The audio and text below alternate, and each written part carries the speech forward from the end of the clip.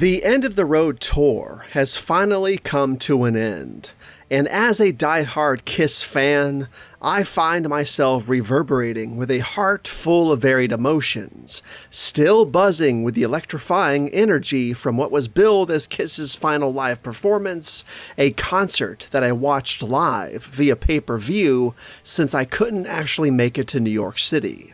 With that said, December 2nd, 2023 will forever be etched into my memory as the night the iconic Madison Square Garden played host to the last roar of a band that has defined the rock and roll landscape for decades. Yet, in the wake of this historic event, there's a twist that's left me, and undoubtedly many of you, with mixed feelings.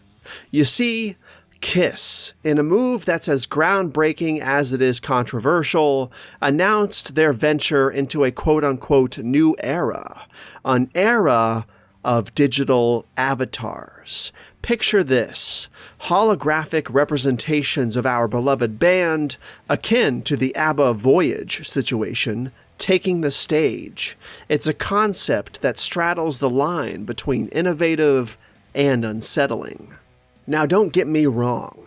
My love for Kiss, my admiration for Paul Stanley, and the countless memories they've given us over the years, these are facets of my life that are unshakable.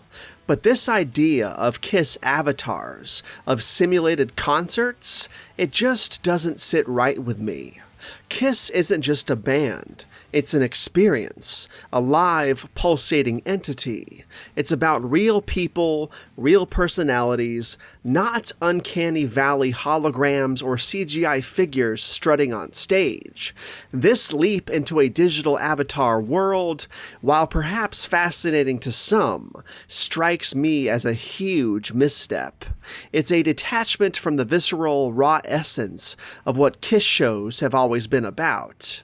And as we stand at these crossroads, wondering whether this digital venture will soar or crash and burn, I can't help but think of the path not taken.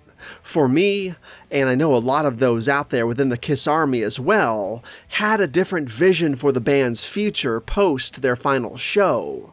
We imagined a passing of the torch, a new set of 4 musicians, brimming with youthful energy, ready to don the iconic face paint of the Star Child, Spaceman, the Demon, and the Cat. This wouldn't just be a continuation, it would be a reinvention. An homage that simultaneously carves out its own legacy. Picture it.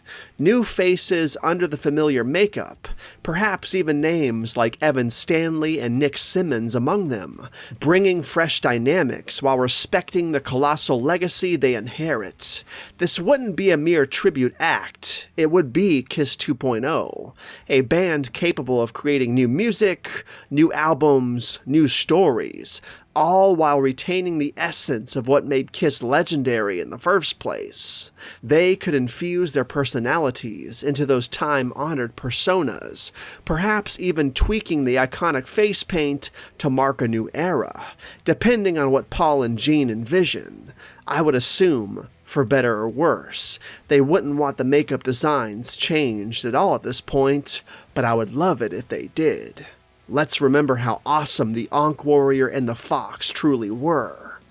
In my heart, and I believe in the hearts of many lifelong Kiss fans, this would have been the ideal way to honor the legacy of Kiss. It would keep the spirit alive in flesh and blood, not in pixels and projections.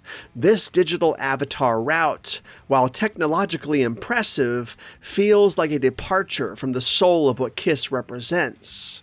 As we step into the future, I remain hopeful that perhaps, somewhere down the line, the powers that be will reconsider, that they will see the potential in a real, breathing Kiss 2.0, rather than settling for these digital shadows. Kiss has always been about pushing boundaries, but some boundaries are sacred. The boundary between the real and the virtual is one such frontier. Let's keep the spirit of rock and roll alive, not just in memory, but in living, breathing reality. Here's to hoping for a future where Kiss continues, not just through technology, but through the passion and energy of real musicians who can carry the flame into the next generation.